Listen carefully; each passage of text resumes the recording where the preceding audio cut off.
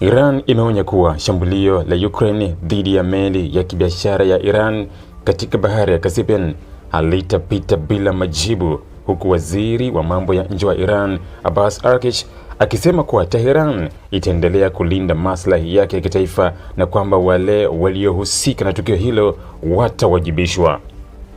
Kauli hiyo imeongeza mvutano kati ya Tehran na Kiev katika kipindi ambacho vita vya Ukraine vinaendelea kuathiri uhusiano wa mataifa mbalimbali duniani.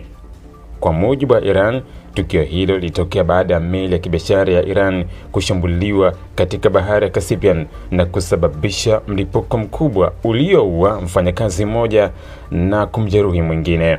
Mamlaka za Iran zimesema meli hiyo ilikuwa ikifanya shughuli za kawaida za kibiashara na kwamba shambulio hilo limekiuka sheria za kimataifa zinazolinda usafiri wa baharini. Baada ya mlipuko huo, vikosi vya uokoaji vilifika eneo la tukio kuwahamisha manusura na kuanza uchunguzi wa kubaini ukubwa wa uharibifu pamoja na mazingira yaliyosababisha shambulio hilo. Rais wa Ukraine Volodymyr Zelensky baadaye alithibitisha kuwa vikosi vya Ukraine vilifanya mashambulizi ya masafa marefu katika bahari ya Caspian. Alisema operesheni hiyo ililenga meli ambazo kwa mujibu wa taarifa za Kiev zilikuwa zikitumika kusafirisha mizigo ya kijeshi inayohusishwa na Iran kwenda kusaidia Urusi katika vita vinavyoendelea nchini Ukraine. Ukraine inaamini kuwa kukatiza njia hizo za usafiri ni sehemu ya mkakati wake wa kudhoofisha uwezo wa Urusi kuendelea na operesheni zake za kijeshi.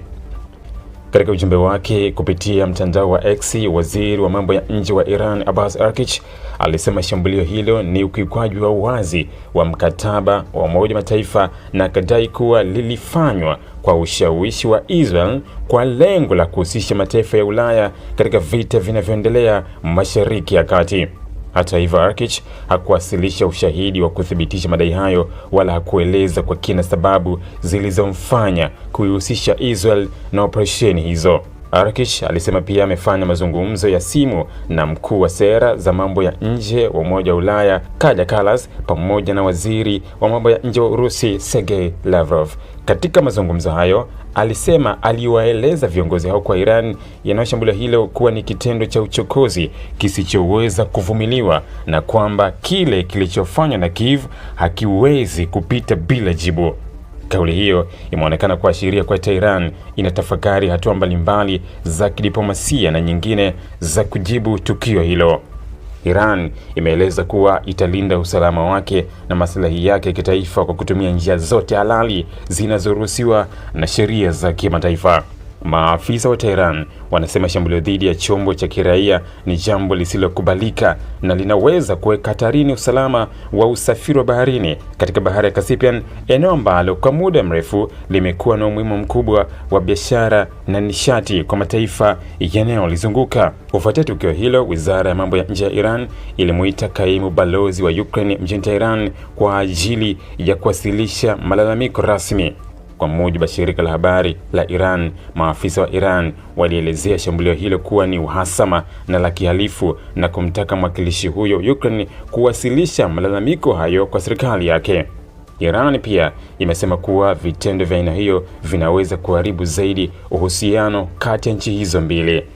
Tehran imeendelea kuishutumu Ukraine kwa kutaka kupanua vita vinavyoendelea barani Ulaya hadi maeneo mengine kwa kulenga mali za Irani nje na uwanja mapambano wa Ukraine. Kwa mtazamo wa Iran, hatua hiyo inaongeza hatari ya kuhusisha mataifa zaidi katika mzozo ambao tayari una athari kubwa kwa usalama wa kimataifa.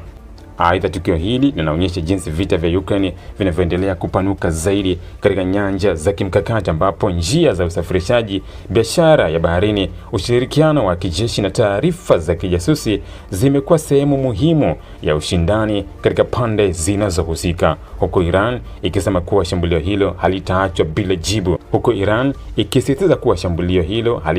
bila majibu. Na Ukraine ikieleza kwa operesheni zake zinalenga kuvuruga usaidizi wa kijeshi kwa Urusi. Mvutano kati ya mataifa hayo mawili unaonekana kuingia katika hatua mpya yenye hatari ya kuongeza mivutano ya kikanda na kimataifa. Ili kuwa mwanafamilia bora wa Global TV, usisahau kusubscribe, like, kushare na kucomment. Baada ya kusubscribe, bonyeza alama ya kengele ili kupata taarifa kwa kila video inayopanda Global TV Online.